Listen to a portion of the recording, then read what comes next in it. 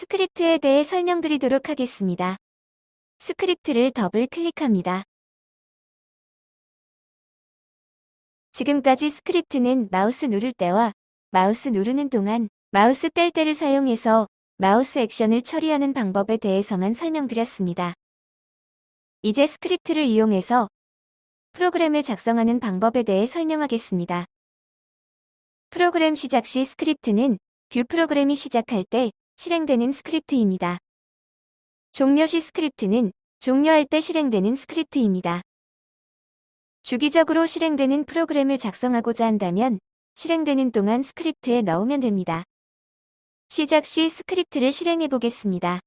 함수를 지정해서 처리하는 부분은 동일하고 시작할 때 한 번 실행된다고 보시면 됩니다. 만약 프로그램 시작 시 로고를 띄우고 싶다고 하면 여기에 창을 띄워서 로그 그림을 띄우는 등 기능을 프로그램합니다. 실행되는 동안 스크립트를 보겠습니다. 추가를 누릅니다. 예제 하나를 작성해 보겠습니다. getTagBell로 함수를 찾아 넣습니다. 태그를 클릭하여 AI 태그 값을 받아들입니다.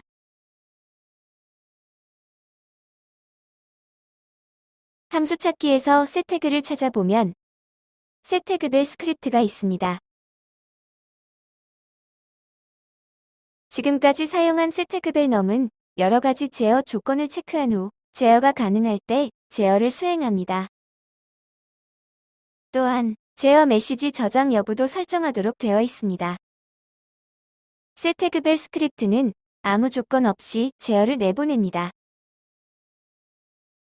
다른 스테이션에서 해당 태그를 제어하고 있는지 상관없이 무조건 제어를 내보냅니다.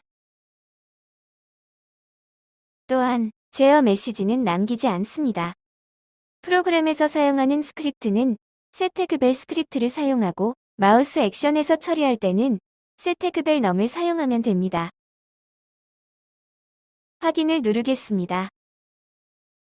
태그 이름을 A50001로 넣겠습니다. 컴파일을 해서 테스트라고 해보겠습니다. AI0002는 마음대로 바꿀 수 없으므로 VAI0002로 바꾸겠습니다. 컴파일을 하고 확인을 누르겠습니다. 뷰로 가보겠습니다. 태그 값 보기를 해보겠습니다. VAI0001은 현재 값이 5이며 제어를 해보겠습니다. 20으로 제어해보겠습니다. VAI0001이 20으로 바뀌고 A5001도 20으로 바뀝니다. 프로그램에서 VAI0001 값을 받아서 A5001 값으로 제어하고 있습니다.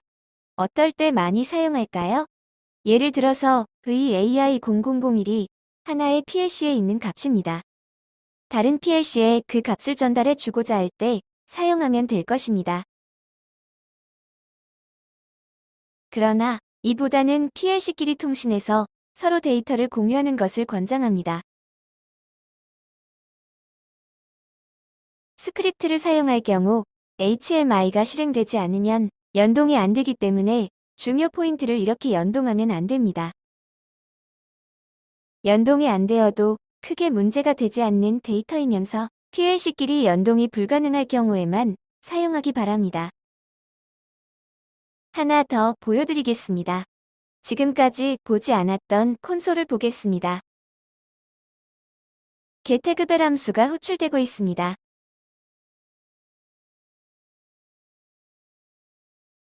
디자이너에서 스크립트를 다시 한번 보겠습니다. getTagBell 명령어가 실행되고 있는 것이 보입니다. 콘솔에서 여러 가지 디버그 메시지들이 보입니다. 지금 getTagBell 함수만 호출하고 있습니다.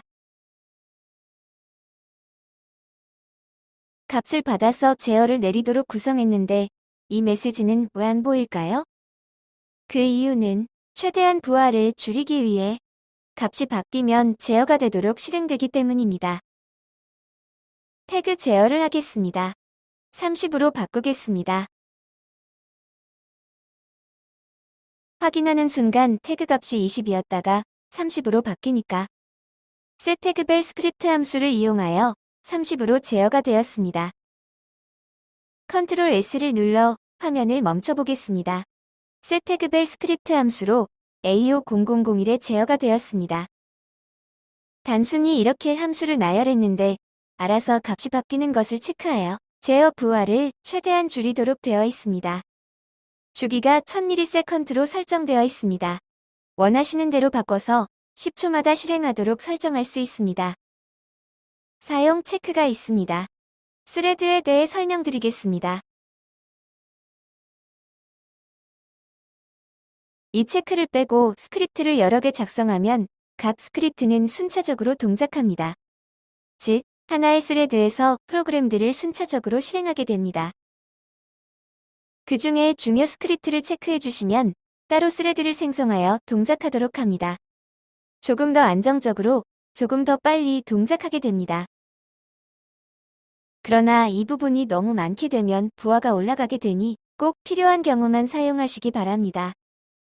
서버만 동작이라는 부분이 있는데 나중에 설명드릴 서버 클라이언트 구조에서 서버 이중화를 구성했을 때 액티브 서버만 동작하도록 하는 기능입니다. 이제 종료시 스크립트이며 설정 방법은 비슷합니다. 키보드 스크립트에 대해 설명드리도록 하겠습니다. 추가를 누릅니다. 원하는 키보드를 선택합니다. 1번을 누르면 실행할 스크립트입니다. 화면 전환을 해보겠습니다. 테스트라는 화면으로 전환되도록 입력합니다. 1번 키를 누르면 이 스크립트가 호출이 되니 테스트라는 화면이 호출될 것입니다. 확인을 누릅니다. 이번에는 조금 더 간단하게 키보드를 선택해 보겠습니다. 오른쪽 버튼을 누릅니다. 원하는 키보드를 누르면 바로 할당이 됩니다. 2번을 눌러보겠습니다. 2번, 이렇게 할당이 됩니다. 함수에서 스타트업이라고 입력해 보겠습니다. 이렇게 설정하고 뷰로 가보겠습니다. 키보드를 눌러보겠습니다. 1번을 누르면 테스트 화면으로, 2번을 누르면 스타트업 화면으로 바뀝니다. 키보드를 눌러서 화면 전환을 할 수 있도록 구성했습니다. 물론 화면 전환뿐만 아니라 어떤 기능이든 다 설정할 수 있을 것입니다. 메뉴 스크립트입니다. 뷰로 가보겠습니다. 마우스 오른쪽 버튼을 누르면 나타나는 팝업 메뉴에 메뉴를 하나 추가할 것입니다. 추가한 메뉴를 눌렀을 때 스크립트를 실행하는 기능입니다. 메뉴 이름을 제어라고 입력하겠습니다. 그 다음 스크립트를 작성하면 됩니다. setTagBell이란 함수를 넣겠습니다. 그런데 tagName이라는 것이 있습니다. tagName은 마우스 오른쪽 버튼을 누르면 선택된 태그 이름을 뷰에서 알아서 가져옵니다. A50001은 선택된 태그입니다. 즉, 메뉴에 의해 선택된 태그를 찾아내야 됩니다. 이것을 위해 함수가 하나 추가되어 있습니다. 함수를 찾기 위해 selected 태그를 입력해 보겠습니다.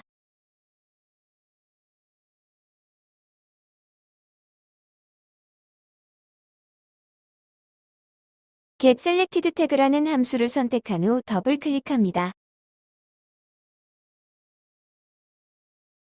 변수 이름을 str 태그로 바꾸겠습니다. 이렇게 설정하면 뷰에서 마우스 오른쪽 버튼을 눌러 태그 제어를 했던 것과 똑같은 기능이 됩니다. 그래도 하나는 다르게 구성을 해서 보여드리는 것이 좋으니 두 번째 인자를 폴스로 입력해 보겠습니다. 두 번째 인자는 확인 대화 상자 표시 여부입니다. 대화 상자를 안 띄우고 제어가 나가도록 설정한 것입니다.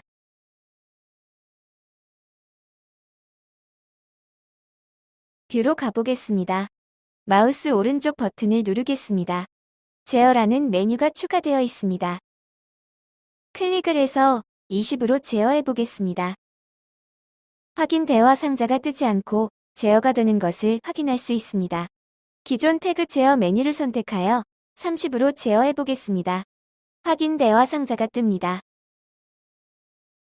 추가한 제어 메뉴를 선택하여 56으로 제어하면 확인 대화 상자 없이 제어가 되는 것을 확인하실 수 있습니다.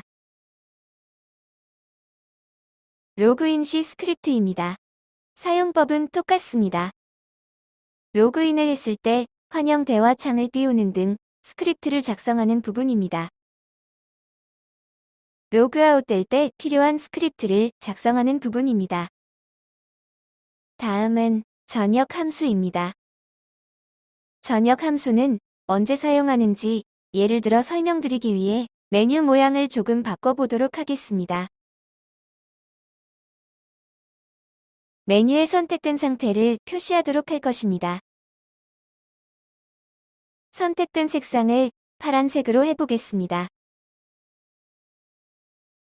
처음 열었을 때 선택된 모양으로 보이도록 파란색으로 표시했습니다.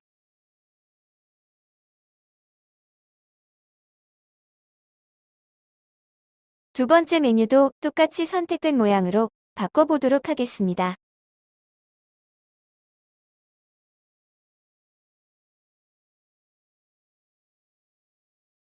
나중에 스크립트에서 사용할 내용인데 객체 아이디에 메뉴 1, 메뉴 2로 넣어 보겠습니다.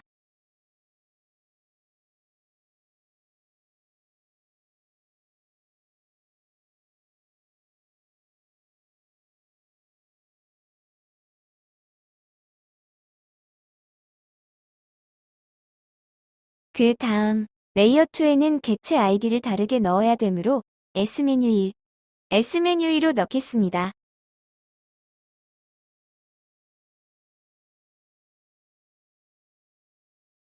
처음 화면을 띄우면 이렇게 선택된 모양으로 나올 것입니다.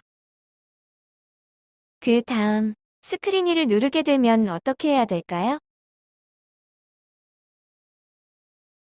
나머지 색상들을 까만색으로 바꾸고 선택 메뉴의 색상을 파란색으로 바꿀 것입니다. 이렇게 동작하도록 마우스 뗄 때 스크립트에 작성해 보겠습니다. 사전에 작성해둔 함수를 붙여 넣어 보겠습니다. 해당 함수를 호출해 보겠습니다. 객체 아이디를 메뉴 1, 메뉴 2로 했으므로 메뉴로 시작합니다. 위치는 1번이 선택될 것이고 총 2개의 메뉴를 사용하고 있습니다.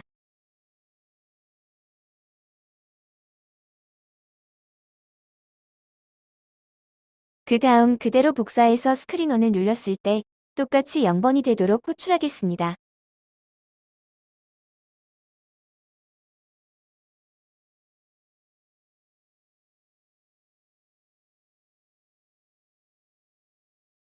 뷰에서 확인해 보겠습니다. 메뉴가 선택된 모양으로 나타났고 스크린2를 누르면 스크린2의 파란색이, 스크린원을 누르면 스크린원의 파란색이 표시됩니다. 우선 루틴을 간단히 설명드리고 그 다음 전역 함수를 사용하는 이유에 대해 설명드리도록 하겠습니다. setSelected 메뉴 함수의 마지막 인자는 count입니다. count만큼 실행되면서 선택 위치만 선택색인 파란색으로 표시하고 나머지는 미선택색인 까만색으로 표시합니다. 객체 아이디를 구하는 방법은 앞에 시작 객체 아이디를 넣고 그 뒤에 01, 01을 넣어 사용하도록 구성했습니다. 메뉴가 여러 개일 경우 카운트만 늘려주고 선택 번호만 바꾸시면 될 것입니다. 이런 형태로 함수를 만들었습니다. 그런데 스크린1과 스크린2의 함수는 완전히 동일합니다.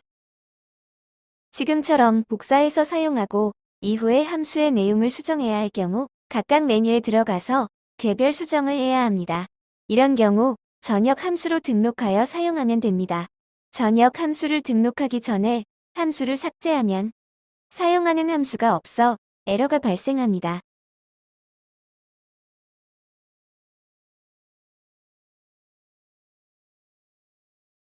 함수를 등록해 보겠습니다. 함수 이름은 아래에 선언한 함수와 동일하게 입력해야 합니다. 처음부터 넣게 되면 함수 원형은 자동으로 만들어집니다. 컴파일을 하고 확인하겠습니다. 추가를 해서 테스트하고 입력하면 함수 원형이 이렇게 나오고 여기에 필요한 인자들 적어서 사용하면 됩니다.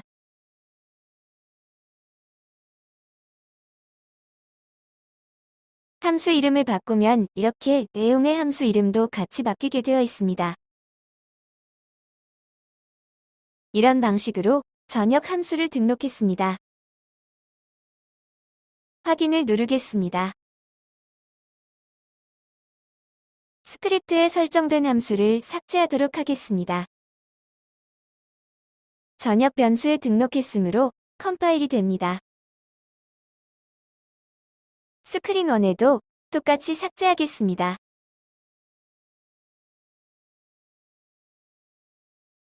메뉴 2도 꾸며야 되니까 복사를 했습니다. 이제 레이어 2로 가보겠습니다.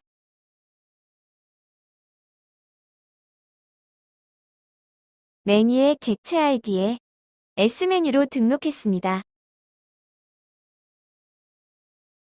S메뉴로 시작하고 0번 메뉴이며 2개의 메뉴를 사용하고 있습니다. 적용하겠습니다.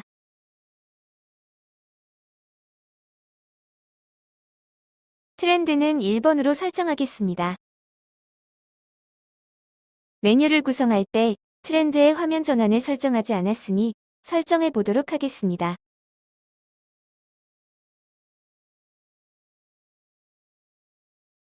이제 뷰에서 확인해 보겠습니다.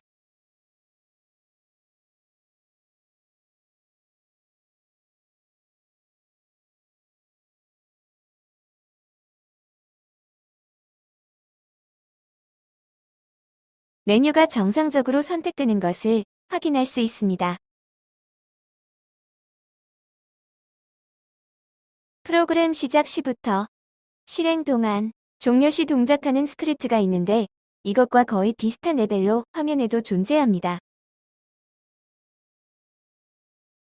화면을 선택해 보겠습니다. 이 화면이 열릴 때, 열린 동안, 닫힐 때 스크립트도 필요하지 않을까요? 그 부분이 화면 속성에 들어 있습니다. 열릴 때, 열린 동안, 닫힐 때, 사용법은 비슷합니다. 여기까지 스크립트에 대한 설명을 마치도록 하겠습니다.